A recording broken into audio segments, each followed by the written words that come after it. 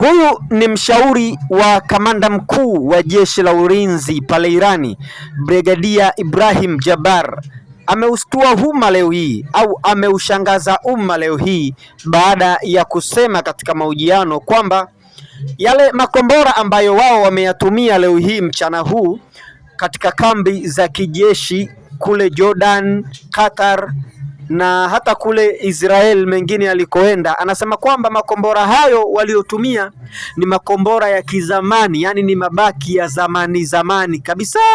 Hivyo amesema kwamba wataanza kutumia makombora yao mapya, na amemtahadharisha Donald Trump kwamba makombora yatakayokuja mapya au watakayoanza kuyatumia, dunia itashangaa kwa sababu hayakuwahi kuonekana hata kidogo. Wairani ni kama vile wanashangilia hivi vita, ni kama vile walikuwa wanasubiri tu kuchokozwa, kwa sababu walishasemaga toka awali kwamba wao hawachokozi, lakini watajibu vikali endapo watachokozwa. Ni kama vile Irani inashangilia kuchokozwa.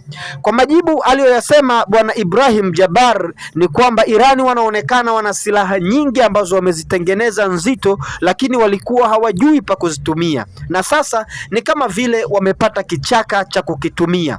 Je, itakuwaje nchini Israel ambapo raia wengi wameshaingia kwenye mahandaki wakihofia mfululizo wa makombora, huku wakisema kwamba Irani makombora walioyapiga Israel machache yalikuwa ni kwa ajili tu ya kuchosha mfumo wa ulinzi wa Israel. Hivyo leo usiku wanatarajia kumimina makombora mengi kuelekea nchini Israel. Je, vita hivi vya Mashariki ya Kati vitachukua sura mpya kabisa? Na itakuwaje? Kwa sababu Wairani wanaonekana wanafurahia kuchokozwa na wanaonekana kuna kitu wanataka kukifanya. Basi ngoja tusubiri tuone, lakini nakusihi endelea kubaki hapa Makumba International News kwa ajili ya habari na mgogoro huu wa Mashariki ya Kati ambao sasa umeanza kuwaka moto kisawasawa, kwa makombora kuvurumishwa kila upande.